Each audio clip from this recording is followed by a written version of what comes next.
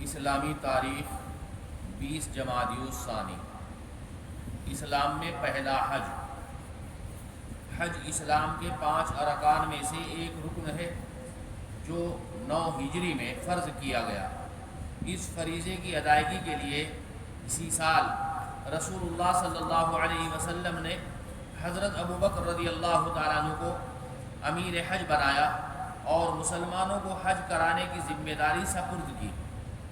حضرت ابو بکر صدیق رضی اللہ تعالیٰ عنہ مدینے سے 300 آدمیوں کا قافلہ لے کر حج کے لیے روانہ ہوئے اور ساتھ میں قربانی کے 5 جانور بھی لے لیے۔ خود رسول اللہ صلی اللہ علیہ وسلم نے بھی قربانی کے 20 جانوروں کو گردن میں کلاوہ پہنا کر ساتھ میں روانہ کیا۔ اس کے بعد سورہ برات کی آیتوں کے اعلان کے لیے حضرت علی رضی اللہ تعالیٰ عنہ کو روانہ کیا۔ جب سب لوگ مینا میں جمع ہو گئے تو حضرت علی رضی اللہ تعالیٰ عنہ نے اعلان فرمایا، جنت میں کوئی کافر داخل نہیں ہوگا اور اس سال کے بعد کوئی مشرک حج نہیں کر سکتا اور کوئی شخص جاہلی رسم و رواج کے مطابق ننگا ہو کر طواف نہیں کر سکتا۔ سن 9 ہجری سے پہلے لوگ ننگا طواف کیا کرتے تھے اور سیٹیاں بجایا کرتے تھے۔ پھر سورہ توبہ کی آیتیں تلاوت کی۔ اس میں اسلام کا یہ پہلا حج تھا جس کے امیر حضرت ابو بکر صدیق رضی اللہ تعالیٰ عنہ اور خطیب حضرت علی رضی اللہ تعالیٰ عنہ تھے۔ اللہ تعالیٰ کی قدرت، زبان قدرت الہی کی نشانی۔ اللہ تعالیٰ نے منہ میں گوشت کا ٹکڑا بنایا ہے جس کو زبان کہتے ہیں۔ اس کو ایسا حساس بنایا کہ ایک باریک بال بھی اگر زبان پر آ جائے تو زبان فوراً احساس کر لیتی ہے۔ اس میں اللہ نے بولنے کی صلاحیت بھی رکھی ہے، نیز اس میں چیزوں کی لذت اور قوت ذائقہ رکھی ہے کہ انسان موافق و مناسب چیزوں کو استعمال کرے اور خراب و بد مزہ چیزوں کو چھوڑ دے۔ اسی لذت کی وجہ سے کھانا مزے لے کر کھایا جاتا ہے۔ اطباء یعنی حکیم لوگ نے لکھا ہے کہ جو کھانا مزے لے کر کھایا جائے وہ خوب ہضم ہوتا ہے کیونکہ اس کو طبیعت قبول کرتی ہے۔ غور تو کیجئے کہ زبان کے اس چھوٹے سے ٹکڑے میں اتنی ساری صلاحیتیں کس نے رکھی ہے؟ بے شک اللہ تعالیٰ نے۔ ایک فرض کے بارے میں نماز کے چھوڑنے پر وعید۔ رسول اللہ صلی اللہ علیہ وسلم نے فرمایا، نماز کو چھوڑنا آدمی کو کفر سے ملا دیتا ہے۔ ایک دوسری حدیث میں آپ صلی اللہ علیہ وسلم نے فرمایا، ایمان اور کفر کے درمیان نماز چھوڑنے کا فرق ہے۔ ایک سنت کے بارے میں کرتا پہننے کا مسنون طریقہ۔ قربان جائیے میرے آقا صلی اللہ علیہ وسلم پر کہ جنہوں نے کپڑا پہننے کا طریقہ بھی بتلا دیا ہے۔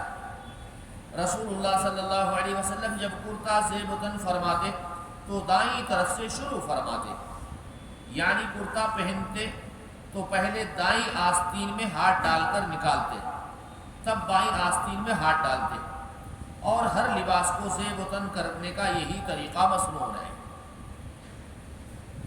ایک اہم عمل کی فضیلت۔ سب سے بہترین آدمی، رسول اللہ صلی اللہ علیہ وسلم سے پوچھا گیا سب سے بہترین آدمی کون ہے؟ آپ صلی اللہ علیہ وسلم نے فرمایا، اللہ سے زیادہ ڈرنے والا۔ جو اللہ سے زیادہ ڈرے گا وہی سب سے بہترین ہے۔ مالداری کا اعتبار نہیں بتلایا، اونچی شان والا نہیں بتلایا، جو اللہ سے ڈرنے والا ہے وہ سب سے بہترین آدمی ہے۔ اور صلہ رحمی یعنی لوگوں کے ساتھ ہمدردی کرنے والا اور لوگوں کو اچھی باتوں کا حکم کرنے والا اور برائیوں سے روکنے والا، یہی سب سے بہترین آدمی ہے۔ ایک گناہ کے بارے میں رشوت لے کر ناحق فیصلہ کرنا۔ رسول اللہ صلی اللہ علیہ وسلم نے فرمایا، جو شخص کچھ رشوت لے کر ناحق فیصلہ کرے تو اللہ تعالیٰ اسے اتنی گہری جہنم میں ڈالے گا کہ 500 برس تک برابر گرتے چلے جانے کے باوجود اس کی تہ تک نہ پہنچ پائے گا۔ اللہ تعالیٰ حفاظت فرمائے۔ آج ایسے ظالم لوگ جج بیٹھے ہوئے ہیں جو رشوت لے کر ناحق میں فیصلے کرتے ہیں دنیا کے بارے میں۔ دنیا ختم ہونے والی اور چھوٹنے والی ہے۔ رسول اللہ صلی اللہ علیہ وسلم نے فرمایا، بندہ کہتا ہے میرا مال میرا مال، حالانکہ اس کے لیے اس کے مال میں 3 چیزیں ہیں۔ ایک وہ جو کھا کر ختم کر دیا، دوسرا وہ جو پہن کر پورا نہ کر دیا، تیسرا وہ جو صدقہ دے کر آخرت کے لیے ذخیرہ کر لیا۔